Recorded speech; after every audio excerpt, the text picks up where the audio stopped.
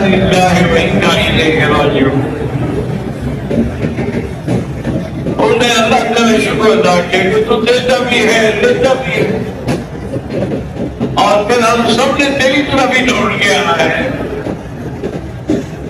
بڑا مختصر سا جملہ ہے لیکن اس میں بڑی چیز ہے کہ انا للہ، ہم سب اللہ کے لیے ہیں، و انا الیہ، اسی کی طرف ہی ہم نے دوڑ کے جانا ہے. جس میں ہماری بزرگ بھی جا رہے ہیں فوت ہو کے، ہم نے بھی تو ادھر ہی جانا ہے.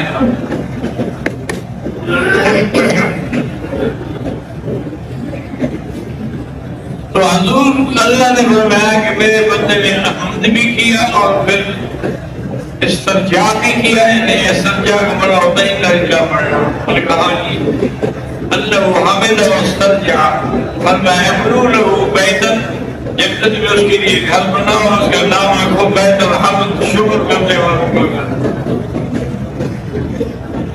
تو جنت میں اس کے لیے اس کا گھر بنایا گیا. اسی طرح حضور صلی اللہ علیہ وسلم کو اللہ نے ساری اولاد جو ہے اس بیٹی خدیجہ سے دی ہے، 2 بیٹے اور 4 بیٹیاں. لیکن بعد میں ایک بیٹا آپ کا بیٹی ماریا قبطیہ سے پیدا ہوا. یہ مقوقس بادشاہ نے ہدیہ کی تھی، حضور نے آزاد کر کے نکاح کر دی. اس سے اللہ نے ایک بیٹا دیا،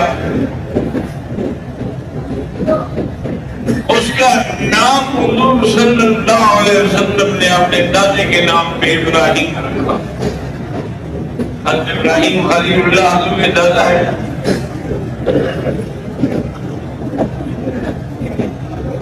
اللہ کی شان یہ ہے کہ 16 مہینے یا 17 مہینے وہ زندہ رہا.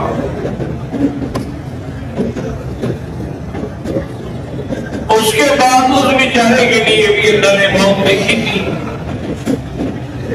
تو حضور پاک نے اس کو گود میں ہی رکھا ہوا ہے.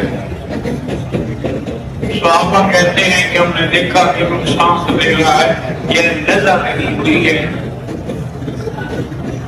اور حضور رو رہے، آپ کے آنسو بہ رہے ہیں.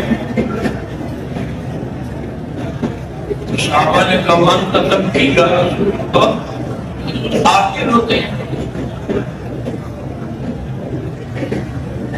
آپ نے فرمایا اللہ کے بندے، آنسو کو اللہ کی رحمت ہے، ندب و رحمت.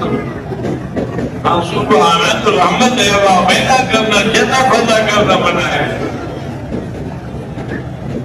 یہ تو انہیں روئی نہ آتی، رونت ہے کہ نعمت ہے، اللہ کی رحمت ہے. اور حضور اس کو گود میں رکھ کے بیٹھے ہیں اور فرماتے ہیں کہ یا ابراہیم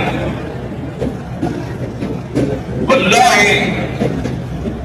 ان بک لمحزونون، ہم تمہارے غم میں بیٹھے ہیں. ولا يقول الا كما يحب ربنا ويرضى، لیکن ہم کہیں گے وہی جو اللہ کا حکم ہے. انا للہ و انا الیہ راجعون. کیونکہ انہی کے لیے پیغام ہے اولئک علیہم صلوات من ربہم ورحمہ واولئک هم المہتدون.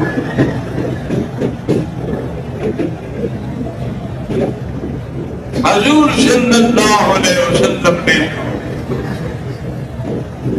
آپ دیکھیں کہ آپ نے کتنے مسائل جھیلے. اس لیے آپ نے فرمایا اشد بلاء الانبیاء، سب سے زیادہ تکلیفیں انبیاء کو پہنچتی. ثم الامثل فالامثل، اس کے بعد پھر درجہ بدرجہ. لیکن یاد رکھو، ایک ہے کہ عام گناہگار کو دکھ پہنچے، کسبت ایدیکم، مگر میں اور تمہارے اپنے ہاتھوں کی کمائی ہے. لیکن اگر نیک لوگوں کو تکلیف پہنچے تو ان کے درجات بلند کیے جاتے ہیں.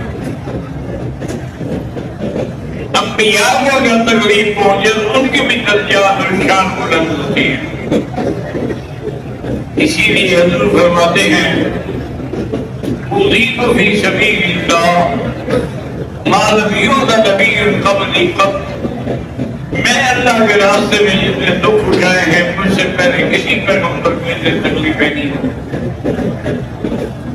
لیکن ہر حال میں حضور نے صبر کیا۔